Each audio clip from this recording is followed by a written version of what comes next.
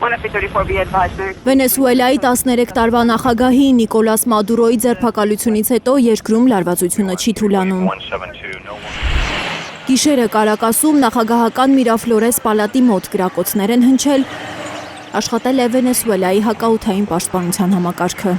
Ոչ մի բախում չի եղել, պարզապես կրակ է բացվել առանց թույլտվության թռչող դրոնների ուղղությամբ։ Հայտնել է Վենեսուելայի ոստիկանությունը գաղտնի պահելով այդ ինչ դրոններ էին ճախրում Վենեսուելայի երկնքում, ովքեր էին կառավարում դրանք։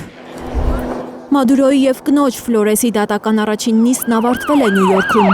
Այս կադրերում նրանց տեղափոխող ավտոշարասյունը հեռանում է Նյու Յորքի դատարանի շենքից,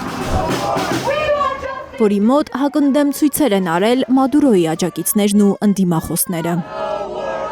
Վենեսուելայի նախագահն ու կինը դատական նիստի ընթացքում պնդել են, որ անմեղ են։ Ես ազնիվ մարդ եմ, ես իմ երկրի նախագահն եմ, ասել է Մադուրոն։ Կինը Սիլիա Ֆլորեսը դատարանում ներկայանալիս իրեն անվանել է Վենեսուելայի առաջին տիկին ու ինչպես ամուսինը չի ընդունել մեղադրանքը։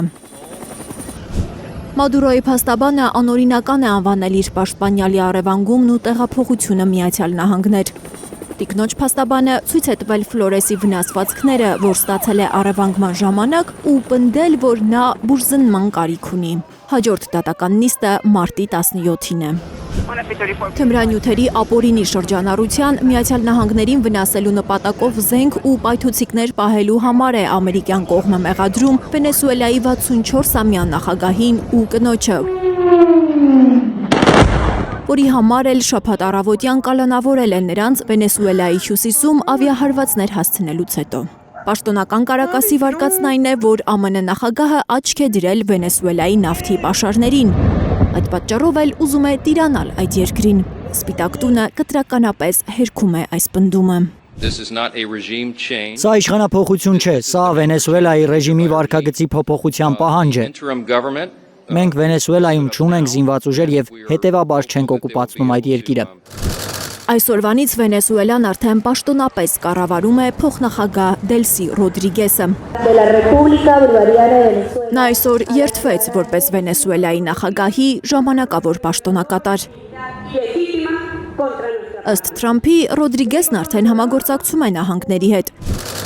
Սպիտակ տան ղեկավարը հայտարարել է, առաջիկա 30 օրում Վենեսուելայում ընտրություններ չեն անցկացվի։ Նախ պետք է վերակառուցել Վենեսուելան, կարծում է նա։ Լիլիթ Գասպարյան, Գագիկ Տեր-Ղազարյան, Հայլուր։